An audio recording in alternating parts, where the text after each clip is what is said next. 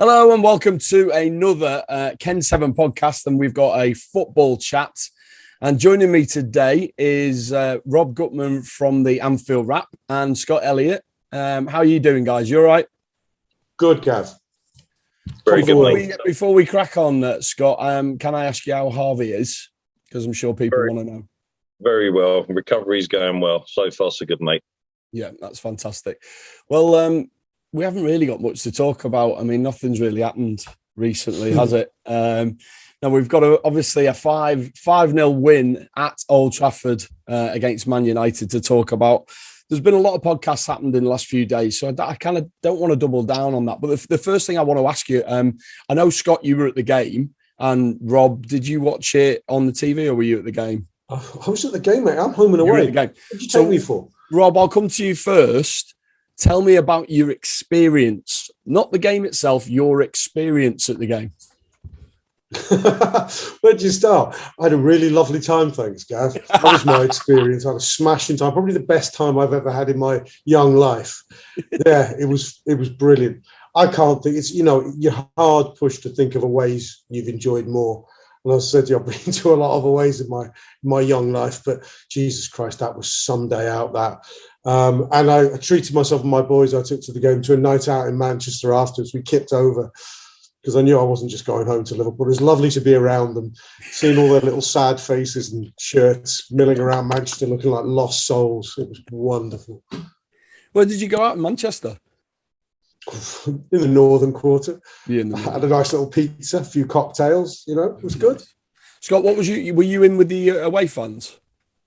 I was, mate. Yeah. I took Harvey's younger brother to the game for the first time at Old Trafford, and he had the best day ever.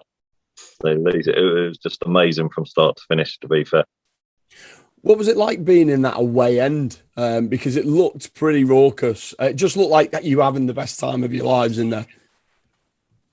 Yeah, I thought, from the moment the players started coming out of the tunnel, Liverpool started singing, and it just didn't stop. It was just crazy, and obviously 2 goals up within 15, and it was just absolutely unreal, to be fair. It was amazing.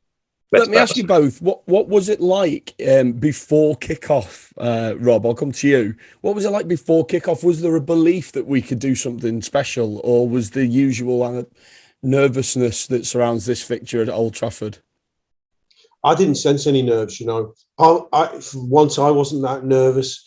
There's that adage in football about playing a team at the right time. We were definitely playing that team at the right time. And I think that, you're never confident you're going to get a win at Old Trafford, and we don't win there very, very often.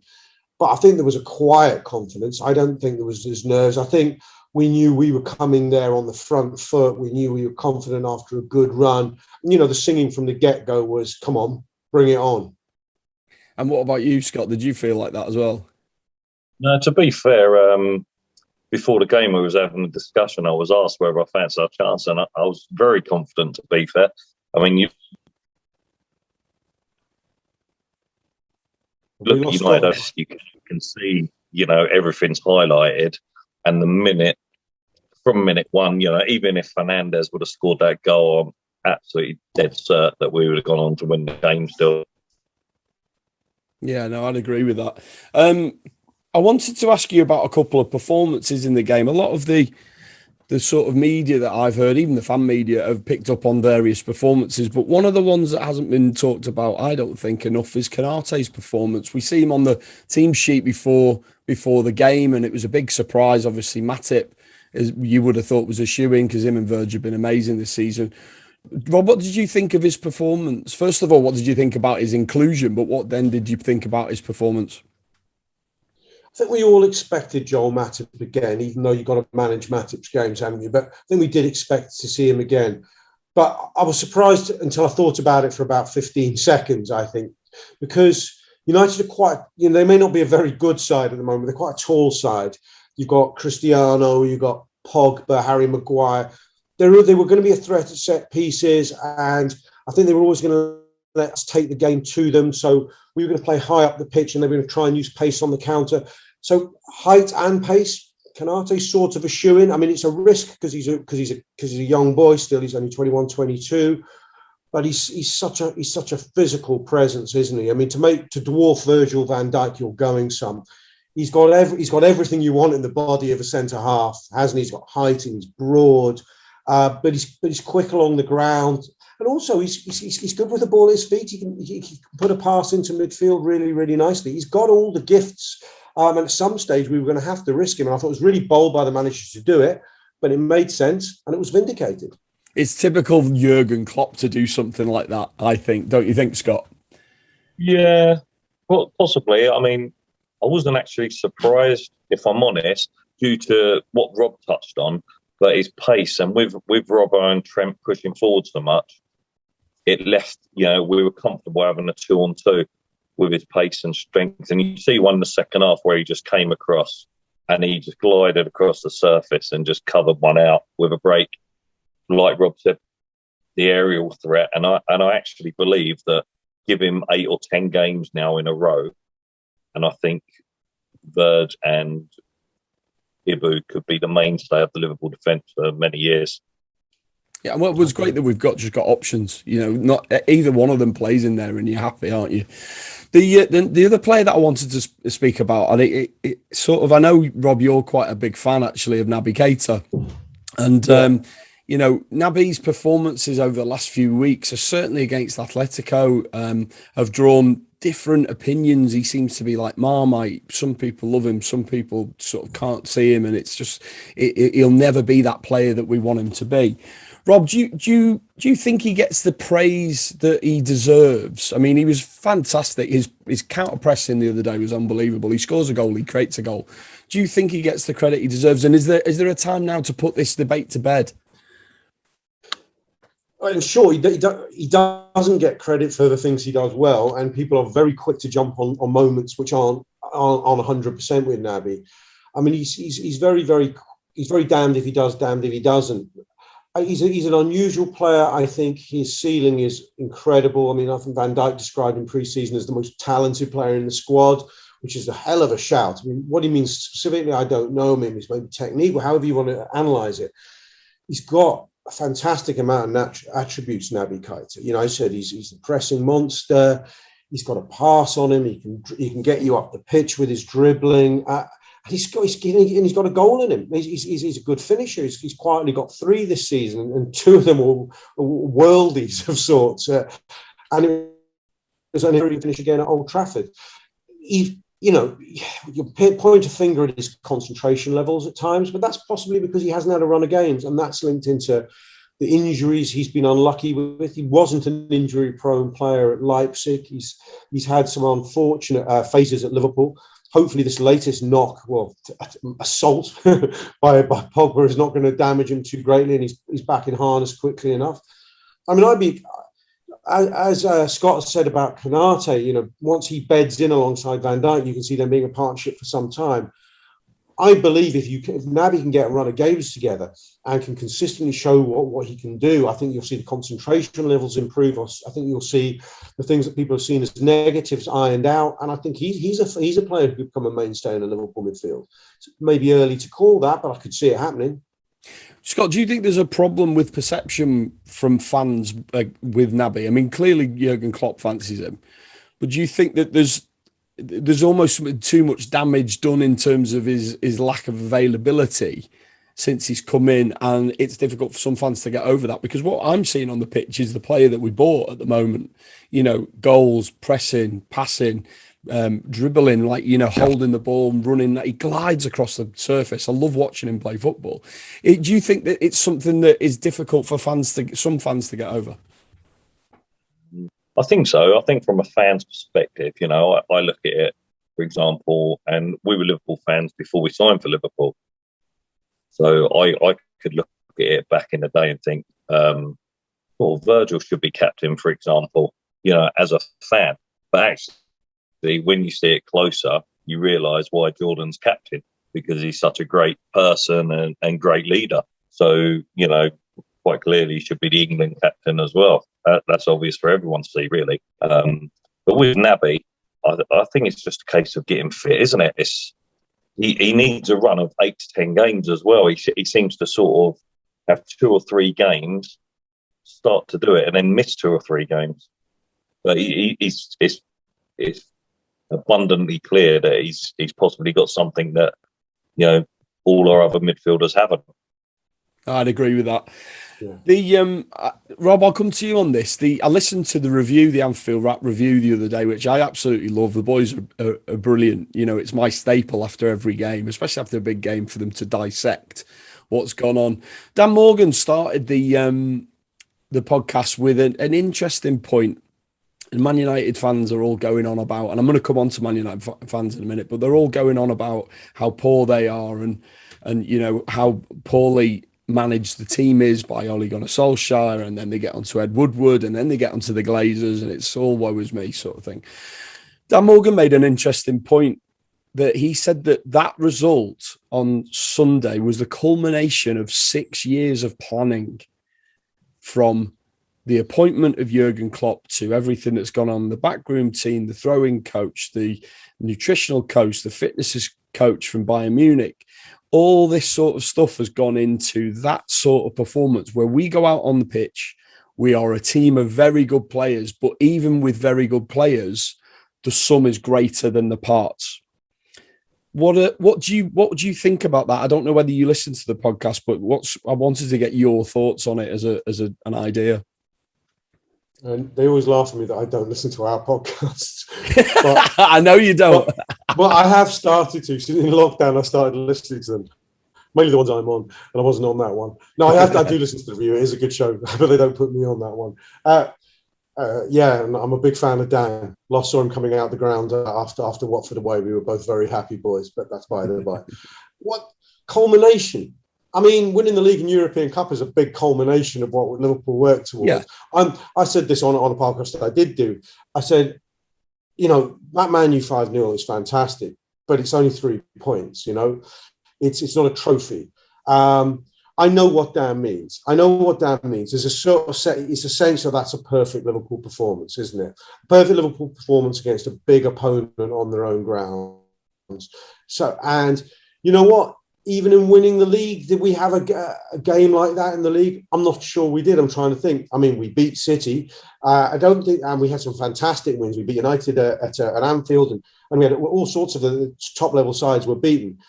That was a comprehensive thrashing on a pier on their own pitch. I suppose, arguably, we haven't seen that often when going toe to toe with someone who considers themselves a title rival with you, turning up on their ground and doing them 5-0. That feels like something Klopp would have dreamed about at the beginning. So in that sense, I'm going to agree with Dan. But it ain't a trophy, Dan. You know, it's 3 points, and we march on. I want to see how the story ends.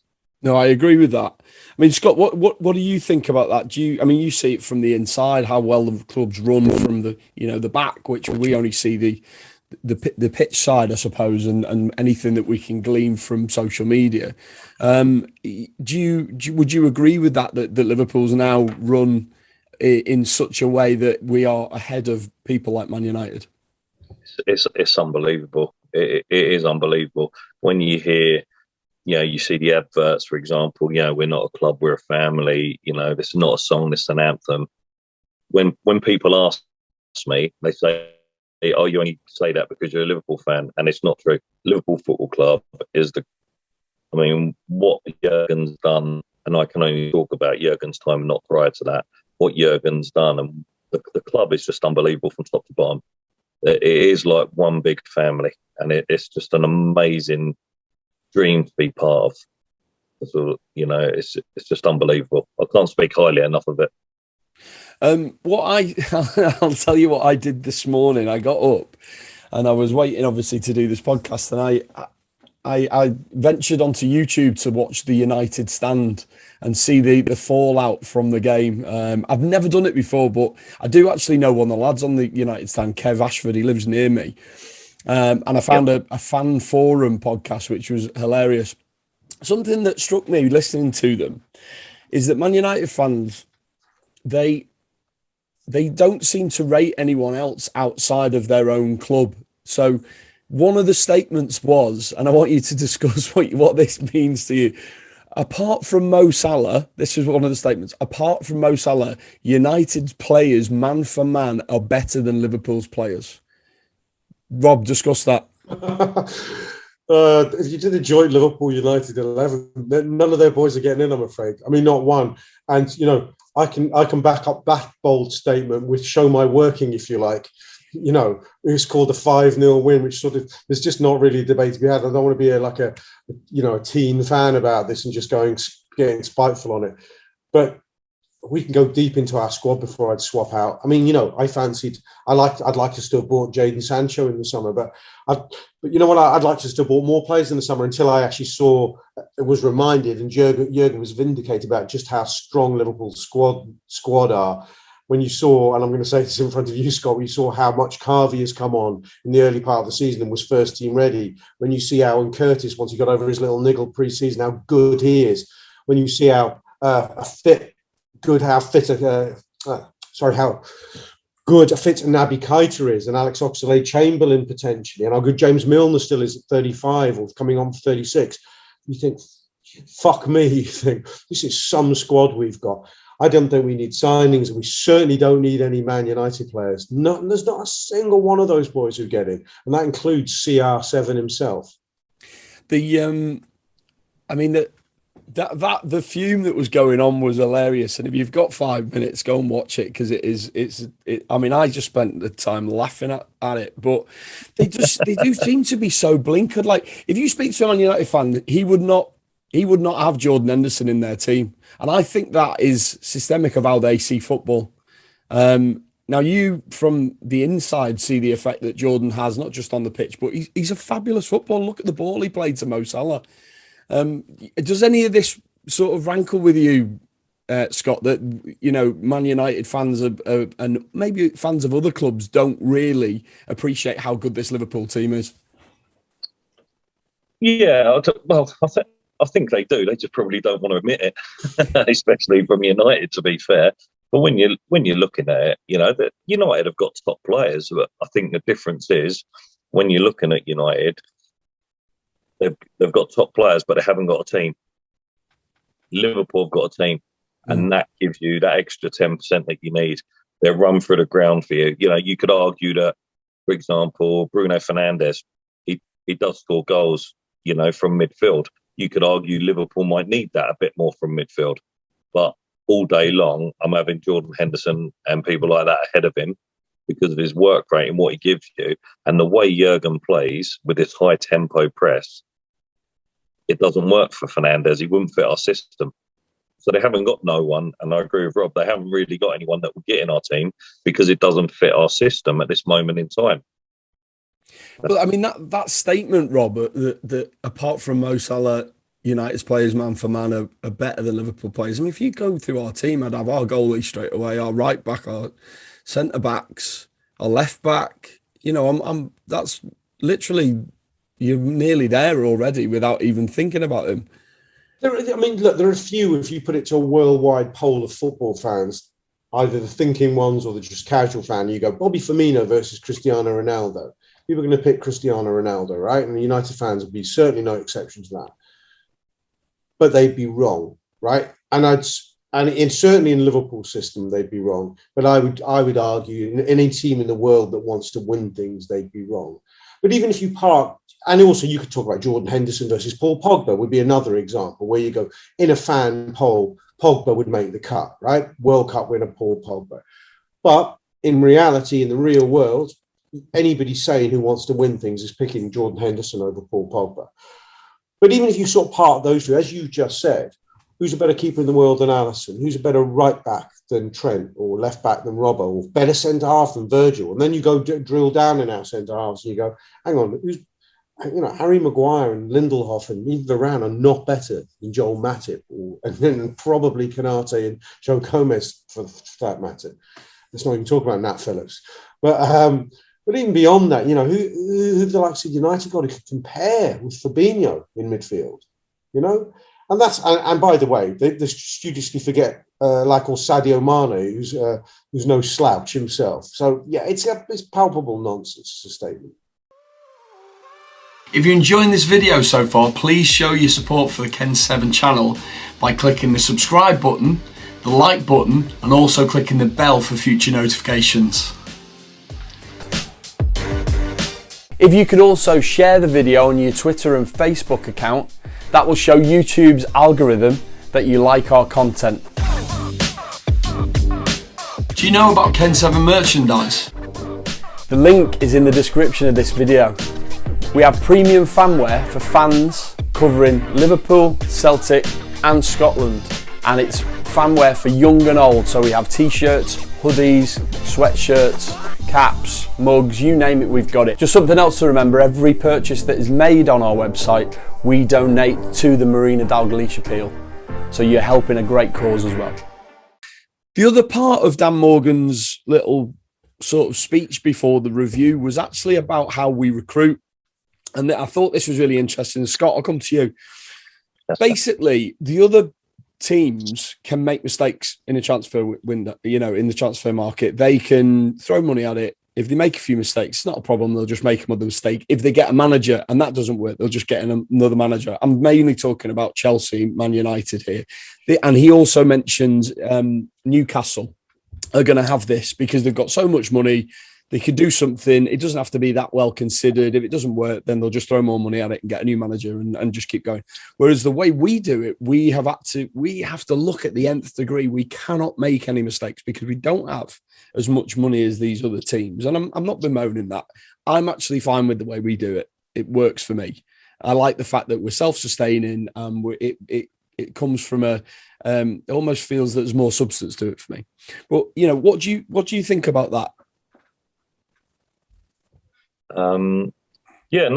I agree. Look, you look back over the years and the arguments, again, I'll go back to before we signed for Liverpool. As a Liverpool fan, the arguments I used to have with Chelsea, Man United, Man City fans, and it's a never-ending pot of cash. Like you say, they can get it wrong when they talk about Virgin Alley. We sold Coutinho, we bought him for $8.5 million. So effectively, we got Virgin Alley for $8.5 million, which is like crazy, isn't it? You know, Robbo. He's gone. We bought him for $8 million. We sold Stewart for $6 million. You know, so we're doing some unbelievable deals, and it's about being careful, isn't it? And by doing the way we do it, I think there's a lot more of the process involved in getting that right. Well, like you say, other clubs like Manchester City, they go out there buy how many defenders have they got? 50 million plus. You know, it's just never ending. It doesn't work. And Chelsea done the same, didn't they? You know, they went out and brought Sean Wright-Phillips, you know, for 24 million just because they could. He wasn't necessarily getting in the side. And it's just, you know, I love the way we do it. I love how well run the club is. If you look back under Hicks and Gillette, how badly it was run, you know, now the club is so self-sustaining.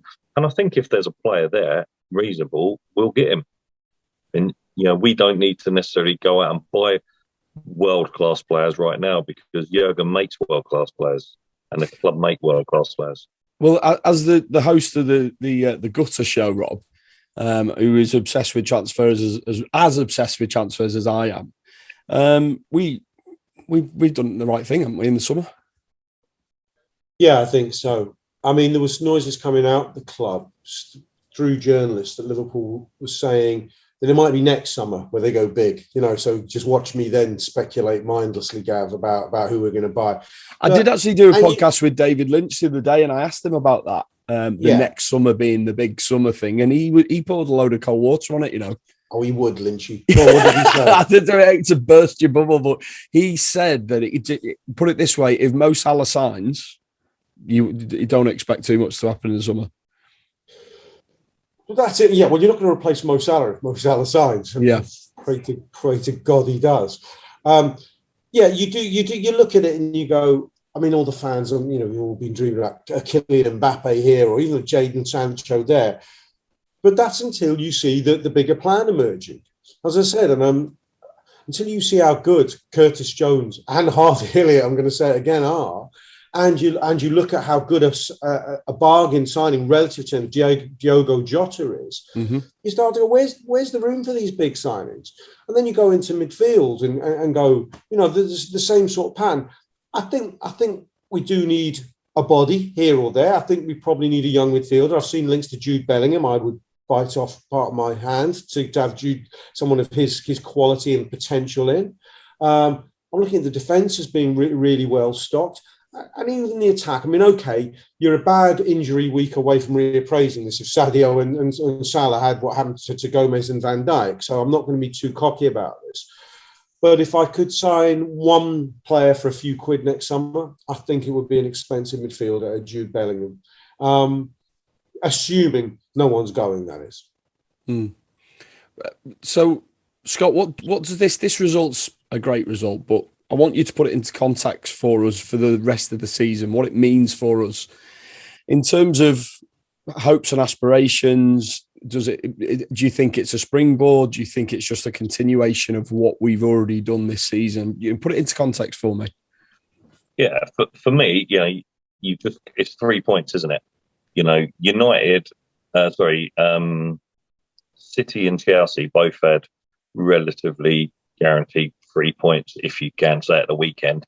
We've got United away, which for me was a bit of a cup final for them because they had to win. This result potentially puts them out of the title race already, with not seeing City, Chelsea and Liverpool all slipping up so badly.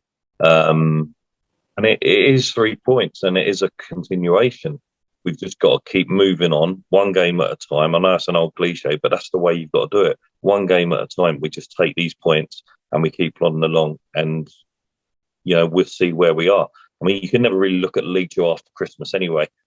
I mean, as a fan, we've always looked at that, haven't we? Come January, we'll look at the league and we'll see where we are, and then we'll judge it then. Rob, do you think this result could have a similar effect on us as the Aston Villa game the year we won the league? That'd be nice, wouldn't it?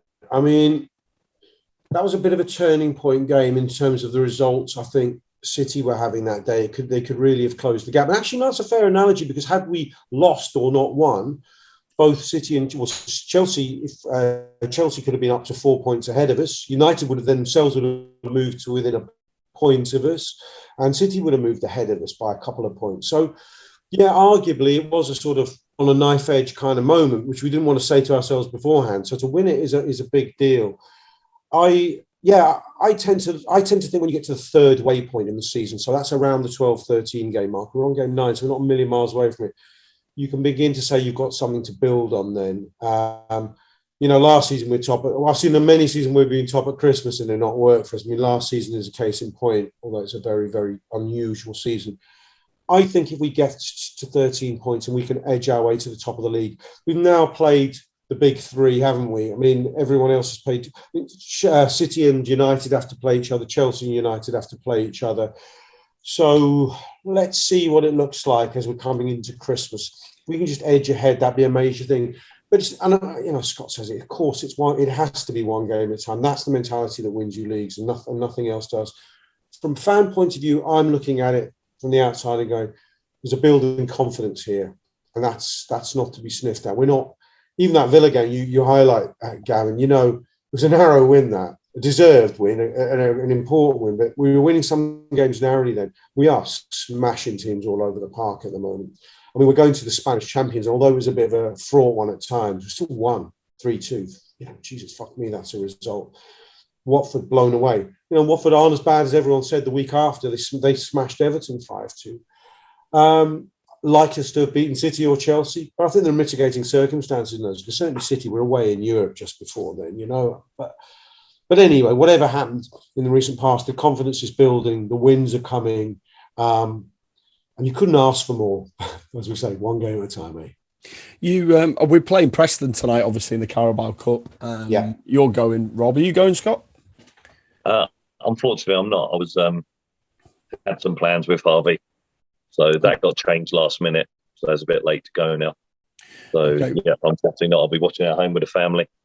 So the next few games that we've got coming up, and we sort of briefly touched on it there, but I'll come to you, Scott. We've got Preston tonight. We've got Brighton at home on Saturday, Atletico at home, and then West Ham, I think, before the international break. Would that be right? Yeah.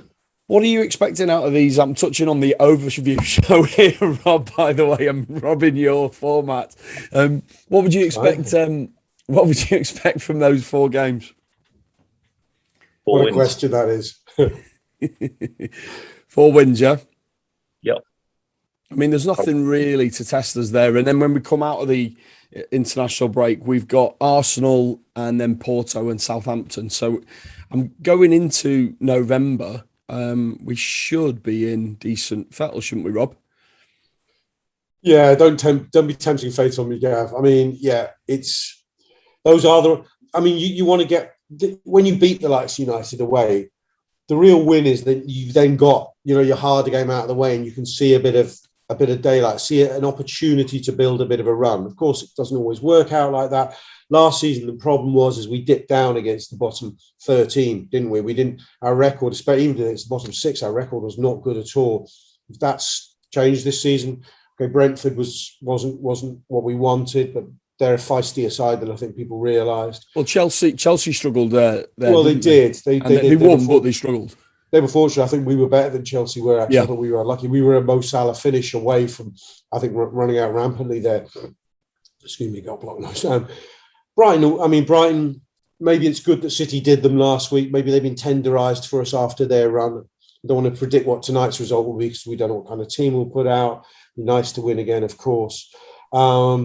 West Ham are in very, very good form, aren't they? But we won well there last season. So let's see. I don't think we've got much to fear at the moment. We've got a lot to be excited about. Yeah, I agree with Scott. We've got to be targeting back-to-back wins for a while now. But that's what you've got to do if you want to win titles. No, I completely agree. Scott, do you think that we're going to win the league? Yeah. Anything else to go with that? I'll tell you what I do, because Chelsea are looking very solid. I mean, Mendy's a great addition in goal. Chelsea are looking very solid, but for me, it comes down to the fans, mate. You go into these games, you go to Stamford Bridge, you go to the Etihad, you go to Anfield, and there's no comparison. And when you've got these Liverpool fans behind you, these players are giving everything for it. And I also think that there's a desire within to win the league again after we didn't get to celebrate the last one. And this place is going to go mental. This place is going to go mental, the whole city, and we'll do this together. Brilliant. Best club in the world. We're winning it. Brilliant. Well, listen, gents, I think that's a good place to leave it. But thank you very much for your time, Rob. Thanks for your time, Scott. If you watch this on YouTube, don't forget to give us a little subscribe, click the like button. Thanks very much, and I'll speak to you soon. Cheers, boys. Cheers, guys.